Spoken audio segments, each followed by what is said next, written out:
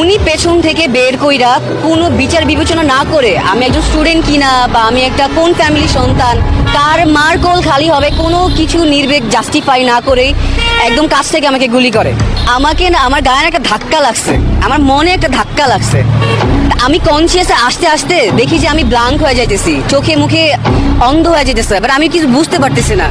যখন আমি নিজের দিকে তাকালাম দেখি যে আমার ব্ল্যাক কালার প্যান্ট রক্তে লাল হয়ে গেছে, আমার পেট, কাপড়, টি শার্ট, মানে আমার মাংসপেশি ছিঁড়ে আমার ভেতরের অন্তঃস্থল নাড়ি ভুড়ি বের হয়ে গেছে। তো ব্যাপারটা আমার কাছে মানে খারাপ লাগে নাই, ভয়ও লাগে নাই, অবাক লাগছে। তারা তাদের গায়ে পাঞ্জাবি খুইলা, কাপড় খুইলা আমাকে বাঁধছে, বাইরে আমাকে রিক্সায় তুলছে। আমি চিনিও না, তারা আমার জন্য কান্না করতেছে। স্যার, আমার ফ্যামিলিকে জানায়েন না, আমার মা বাবা মানতে পারবে না, ওনাদের বয়স হয়ে গেছে, ওনারাও খুব অসুস্থ, ওনারা মানতে পারবে না। তো উনি জোর করে ঢুকছে, ঢুকার পর আমার সাথে রুটলি বলছে, হ্যাঁ আশ্বাস দেখ মনে, বাসা কই, ফ্যামিলি কই, কি করে, কি থাকে। আমি না মানে বুঝতেছিলাম না। ডিবি হারুন নিজে উনি ভিডিও করতেছে আমাকে আর এই কথাগুলো বলতেছে। আইসিইউ থেকে বের হয়েছে, বের হয়ে ডক্টরের যারা ছিল, ডিজি ডক্টর আইসিইউ, তো ওনাকে বলতেছে যে আমরা ওদেরকে গুলি করতে মেরে ফেলার জন্য, ওরা দেশদ্রোহী, ওদেরকে গুলি করতে মেরে ফেলার জন্য আপনারা কেন চিকিৎসা দিচ্ছেন। তো প্রায় প্রথম রাতে আমার ওটি বাবদ সব কিছু মিলে প্রায় 1.5 লাখ টাকা দেওয়া হয়। আর আমি মেডিকেলে ছিলাম প্রায় 10-12 দিন, প্রায় আমার 4.5 লাখ টাকা মেডিকেলে দেওয়া হয়েছে। এগুলো দেওয়ার পর আমার বাবার মেরুদণ্ড শেষ।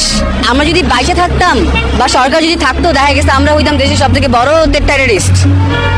বড় টেররিস্ট। আমাদের দিনগুলো হয়তো অন্য জায়গায়, আয়না ঘরে। আমার ডান পাশের কিডনি ড্যামেজ, এখনো ভেতরে 200টার উপরে বুলেট আছে। আর যে কিডনি ড্যামেজ ওইখানে প্রায় 18 থেকে 22টা বুলেট শুধু কিডনিতে। আর দাড়ি ভুড়ি তো সব কেটে কেটে বাদ দিছে। বহিরাগত কিছু কারণে আমার ওই ফুড কার্টটা একটা মাত্র সম্বল, আমার লাস্ট পুঁজি, ওটাও ভেঙে দেওয়া হয়। আমি পুরো নিশ্চয় হয়ে যাই। রাজলক্ষ্মীতে এখন একটা ছোট্ট, অনেক স্ট্রাগলের পর একটা ছোট্ট ফুড কর্নার দিছি, তো এখন আর কি ওইটার ভিতরে ফোকাস দিচ্ছি। আর আমি এখন এসএসসি ক্যান্ডিডেট। 19 জুলাই ওদের ছিল শুক্রবার, উত্তরাতে আসি সকালবেলা। আমি কাউকে চিনি না, আমার ফ্রেন্ডরাও আসতে পারে না, ওদের ফ্যামিলি থেকে না করছে। তো এখানে আসার পর আশেপাশে মেডিকেলের স্টুডেন্টরা, নার্সিংয়ের স্টুডেন্টরা, আরও বিভিন্ন ইউনিভার্সিটি ফ্যাকাল্টির স্টুডেন্টরা ছিল, তাদের সাথে কথা বলে যে ভাইয়া আমি আসছি, আমার কাছে এগুলো আছে। তো ভাইয়ারা খুবই অ্যাপ্রিসিয়েট করে যে না তুমি আসছো, ভালো হয়েছে। তো সকাল 9টা থেকে আমি উত্তরা এখানে আসার পর সবার সাথে অবজার্ভ করতেছি রাজলক্ষ্মীর অবস্থা কি, আবদুল্লাপুরের অবস্থা কি। 9:30টার দিকে প্রায় ঠিক এখানেই অনেকগুলো পুলিশের টিম ছিল, তারা একজোট হয়ে স্যুট মুট একদম খুবই স্ট্রেট ফরওয়ার্ড, মানে আমরা তাদের অ্যানিমি এরকম একটা ব্যাপার ছিল, দাঁড়া আছে। তো তখনই আর কি আপনার এই যে ঠিক রাজীব কমার্শিয়াল মার্কেটটা, এটার পেছন থেকে আপনার ছাত্রলীগ অ্যাটাক করে, ঠিক সেম লাঠি সোঠা, আপনার দা বটি কোপ। আমরা ছিলাম পেছনে, আমরা আমাদের ব্যাকআপ প্ল্যান রেডি করতেছিলাম। আমরা যাদের কেউ গার্ডিয়ানরা স্যালাইন, খাবার পানি এগুলো আনতেছিল, আমার কাছে যেগুলো ছিল এগুলো আমরা ডিসকাস করতেছিলাম কী করা যায়। তো হঠাৎ করে দেখি যে চিল্লাচিল্লি, গোলাগুলি। তো আমরা সামনের দিকে ফোকাস করে দেখি যে আমার সব ভাইয়েরা, আপুরা ব্লাড নিয়ে ফিরতেছে। একটা আপু, ও হিজাব পরা, ওর ঘাড়ে কোপ লাগছে, ওর এই পাশে হিজাবটা পুরো ব্লাডে মাইখা গেছে। একটা ভাইয়া, ওর চোখের পুটলি, মানে চোখের যে মনিটা, এটা বের হয়ে এখানে ঝুলতেছে। আরেকটা ভাইয়ার সবাই ধৈর্য নিয়ে আসতেছে। দেখার পর আমরা পেছনে যতগুলো স্টুডেন্ট ছিলাম, আমরা সবাই সামনের দিকে আগাই যে না, গতকালকে যা গেছে, আজকে কোনোভাবেই না, ভাইদেরকে শেল্টার দিতে হবে, বাঁচাইতে হবে। তো আমরা আসি এখানে, ঠিক সেম প্লেসে আসার পর তাদেরকে রেস্কিউ করে নিয়ে যাই। তো আমারও অনেক মানে গায়ে আঘাত লাগে, এখনও মায়ের দাগ আছে আমার গায়ে। তো পরবর্তীতে আমি সহকারে আরও কিছু ভাইয়ারা ছিল, আমাদেরকে টার্গেট করে যে আমরা দৌড়াদৌড়ি করতেছি, ফার্স্ট এড দিতেছি, মেবি আমরা আন্দোলনের মাথা বা আমরা ব্যাকআপ দিচ্ছি। তো তাদের একটা মিসকনসেপ্ট ছিল। সেই মুহূর্তে আজান দিল জুমার নামাজ। আমরা ভাবলাম যে আচ্ছা ভাই, বাঁচবো না মরবো জানি না, চলেন সবাই মিলে লাস্ট জুমাটা পড়ি। আমরা সবাই মুসল্লিরা মসজিদে ঢুকছে, আমরা আন্দোলনকারীরা পরে ঢুকি। তো আমরা মসজিদ থেকে নামাজ পড়ে বের হই। বের হওয়ার পর আমাকে স্পেশালি তাক করে দেখে যে আমি বের হচ্ছি মসজিদ থেকে, তখন আমাকে তাক করে ফায়ার করে, গুলি করে। তো আমার জিনিসটা আরও খারাপ লাগে যে মসজিদ থেকে এখন মুসল্লিরা বের হবে, শুধু স্টুডেন্ট না, শুধু আন্দোলনকারী না, সবাই বের হবে। তাহলে এখন কেন নির্বিশেষে নির্বাকে কোনো জাস্টিফাই না করে ফায়ার করবে? প্রচুর অকথ্য ভাষায় গালাগালি। তা আমি ডিরেক্ট বলছি দূর থেকে যে ভাই এখন মানুষ বেরোবে, মুসলিরা বেরোবে, অ্যাটলিস্ট এখন কেন ফায়ার করতেছেন? আপনাদের কি ঠেকা লাগছে? আপনার দায়বদ্ধতাটা কি একটু বলবেন? আমাদের হাতে কোনো অস্ত্র আছে? আমরা কি কোনো ইট পার্কেল ছুটতেছি? আপনারা টিয়ারশেল মারতেছেন, আপনারা ছাত্রলীগ দিয়ে আমাদের উপর হামলা চালাইতেছেন, গুলিয়ে করতেছেন। ইতিমধ্যে তখন আমাদের অনেক বড় ভাইরা মেডিকেল ট্রান্সপোর্ট আমরা করে দিছি, পাঠাই দিছি। ইভেন আমি সায়েন্স ব্যাকগ্রাউন্ড স্টুডেন্ট, এখানে আরও মেডিকেল স্টুডেন্টরা ছিল, আমরা নিজে 2টা আপুকে সেলাই করছি, 2টা আপুকে ওর হাতের এখানে সেলাই করে আমরা মেডিকেল পাঠাইছি। মেডিকেলে অনেক রাশ, ফার্স্ট এড পাইতে পাইতে অনেক রক্তকরণ হয়ে যাবে। আমরা বুঝতেছি, আপনারা কেন বুঝতেছেন না? আমরা ক্ষতিগ্রস্ত হইতেছি, আপনারা না। অ্যাটলিস্ট আপনারা ফায়ার তো স্টপ করতে পারেন। আমার ইন্টেনশন ছিল এরকম। তো পুলিশের যে টিমটা ছিল প্রায় ওখানে প্রায় 150-200 পুলিশ, তারা পরবর্তীতে এমন একটা প্রিটেন্ড করছে, আচ্ছা ঠিক আছে দ্যাটস ফাইন, আমরা আর গুলি করবো না, তোমরা আসো কথা বলি, মিউচুয়াল করি, নেগোসিয়েশন করি। আমি জানি যে তারা সিনিয়র পার্সন, তারা বুঝে আমাকে কি সর্বোচ্চ চড় দিবে বা একটা বাড়িই দিল, তাতে আমার কি আসে যায়? আমার থ্রুতে যদি একটা গন্ডগোল অফ হয়ে যায় বা আমরা যদি বাসায় যে শান্তিতে একটু লাঞ্চ করতে পারি ফ্যামিলির সাথে, এটা আমার জন্য গর্বের। আমি আমার মানে গভীর দৃঢ় বিশ্বাস নিয়ে আগাই যে না, আমি হয়তো বা কিছু করতে পারবো। আমি জাস্ট একটু আগাই, তারাও তাদের টিম থেকে 2জন পুলিশ দৌড়ে আমার দিয়ে আসে, এসে ডিরেক্ট আমার কোমরের বেল ধরে ফেলে, ধরে ধাক্কি করতেছে যে সাইডে চলো, তোমার সাথে কথা আছে। খুবই রুড, ঠিক সেম প্লেসে এই জায়গায় খুবই রুড। আমি বলতেছি যে ভাইয়া আমি যাবো না, আমি কেন যাব? তো উনি আমার কোমরে বেল ধরছিল, আমি জাস্ট হাতটা ছিটকায় এক স্টেপ পিছনে আসছি। তো সিনিয়র পার্সনটা আমাকে বলতেছে যে তুই যাবি না? আচ্ছা ঠিক আছে, তুই যাবি না, আচ্ছা ঠিক আছে। গণমাধ্যমে যেসব ছবিগুলো প্রচার হয়েছে সেখানে স্পষ্ট বোঝা যাচ্ছে যে ওনার পেছনে একটা শর্টগান লুকানো। উনি পেছন থেকে বের কইরা কোনো বিচার বিবেচনা না করে, আমি একজন স্টুডেন্ট কিনা বা আমি একটা কোন ফ্যামিলির সন্তান, কার মার কোল খালি হবে, কোনো কিছু নির্বেক জাস্টিফাই না করে একদম কাছ থেকে আমাকে গুলি করে তারা দৌড়ে তাদের টিমে চলে যায়। আমাকে না, আমার গায়ে একটা ধাক্কা লাগছে, আমার মনে একটা ধাক্কা লাগছে। আমি কনসিয়াসে আসতে আসতে দেখি যে আমি ব্লাঙ্ক হয়ে যাইতেছি, চোখে মুখে অন্ধ হয়ে যেতেছে, বাট আমি কিছু বুঝতে পারতেছি না। যখন আমি নিজের দিকে তাকালাম দেখি যে আমার ব্ল্যাক কালার প্যান্ট রক্তে লাল হয়ে গেছে, আমার পেট, কাপড়, টি শার্ট, মানে আমার মাংসপেশি ছিঁড়ে আমার ভেতরের অন্তঃস্থল নাড়ি ভুড়ি বের হয়ে গেছে। তো ব্যাপারটা আমার কাছে মানে খারাপ লাগে নাই, ভয়ও লাগে নাই, অবাক লাগছে। একটু ভয় লাগে নাই বা ব্যাপারটা অবাক লাগছে যে একটু আগে সবার সাথে হাসি মুখে গল্প করলাম, সবাই মেডিকেলে পাঠাইলাম, আম্মু একটু আগে কল দিল, আমি বলছি যে নামাজ পড়ে আসতেছি, আমি কি বাসে যেতে পারবো? এটা আমার শেষ। আমি নিজেকে জাস্ট নারী বুড়িগুলো গ্যাদার করে নিজের প্রসারিত করে আমি স্টেপ বাই স্টেপ রোডে ক্রস করতেছিলাম।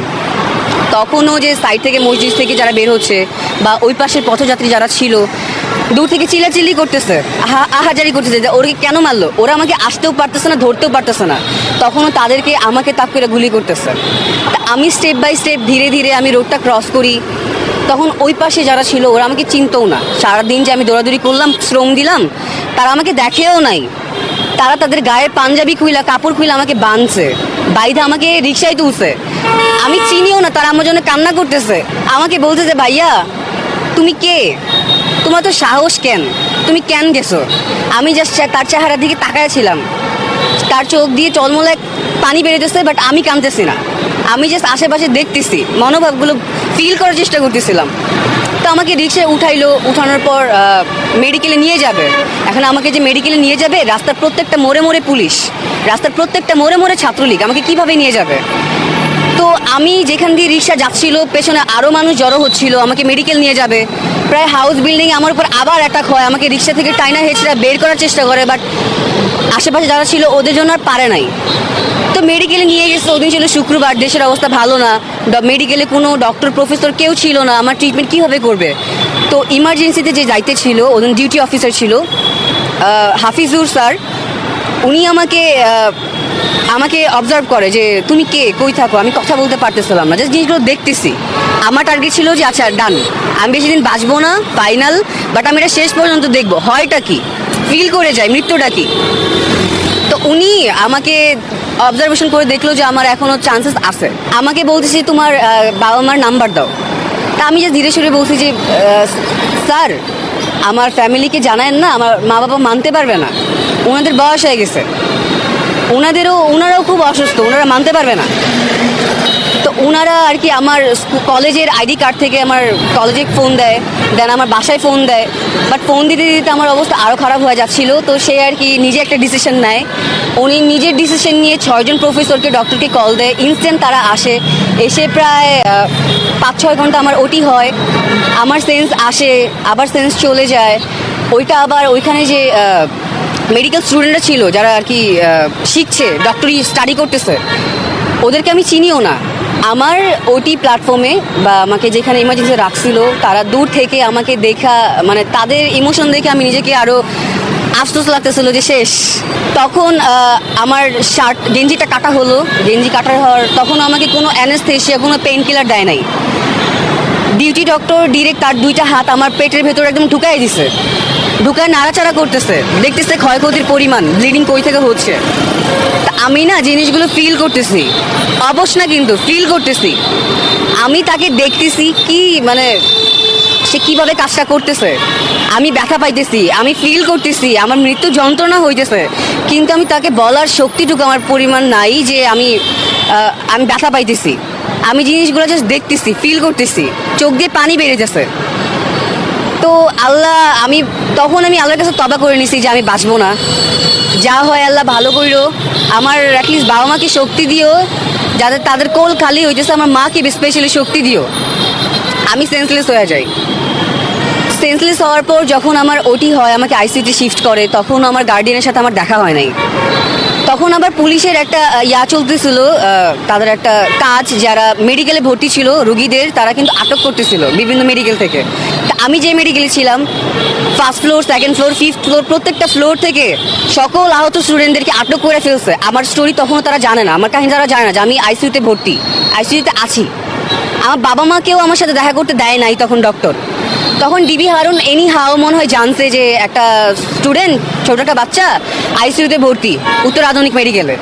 সে প্রায়, পুলিশের তো গাড়িগুলো অনেক বড় বড় হয়, প্রায় 3-4টা গাড়ি মেডিকেলের নিচে পার্ক, ফুল ভর্তি পুলিশ, তাদের মানে প্রত্যেকজনের কাছে বড় বড় অস্ত্র। আইসিইউর সামনে প্রায় 10-12 জন, আইসিইউর ভেতরে ঢুকছে প্রায় 4 জন। তো উনি জোর করে ঢুকছে, ঢুকার পর আমার সাথে রুডলি বলছে, হ্যাঁ আশ্বাস দেখ মনে, বাসা কই, ফ্যামিলি কই, কি করে, কি থাকে। আমি না মানে বুঝতেছিলাম না। ডিবি হারুন নিজে, উনি ভিডিও করতেছে আমাকে আর এই কথাগুলো বলতেছে। আমি না বুঝতেছিলাম না আমি কই, বা আমার নামটা কি, আমি কই আসি। তো আশেপাশে তাকাইতেছি, দেখি কি দূরের আইসিইউর গেটে আমার বাবা মা আমাকে হাত দিয়ে নাড়াইতেছে, যে মানে হাত দিতে আমি আসি, ভয় পায়ও না। আমি তখন আমার বাবা মাকে দেখি নাই, গেটে দাঁড়ানো, বলতেছে যে আমি আসি। আমি জাস্ট বলছি কি যে আমার বাইরে বাবা মা আছে, তাদের সাথে কথা বলেন।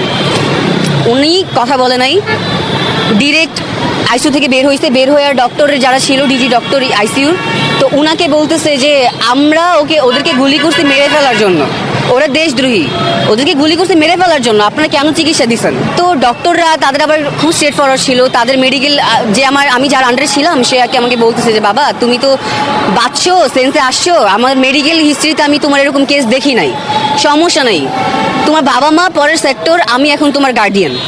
তো তাদের কাছে একটা চ্যালেঞ্জ ছিল, যেহেতু শুরুটা হয়েছে তাদের হাতে, সার্ভাইভাল জার্নিটা শুরু হয়েছে তার হাতে, আমি যদি মারাও যাই তাদের হাতেই আমি মারা যাব, তাদের হাতে আমি মারা যাব। তো তারা খুবই স্ট্রেট ফরওয়ার্ডলি বলছে যে না, আমার পেশেন্টকে আমি এরকম হ্যান্ড ওভার করতে পারি না, ইভেন 72 ঘন্টা না গেলে তো আমি আরও পারবো না, ওর সম্পূর্ণ দায়িত্ব আমাদের মেডিকেল কর্তৃপক্ষ, ও যদি মারাও যায় এটা পরেরটা পরে, আপনারা কী করবেন করেন, বাট আমরা চান্স হারাবো না।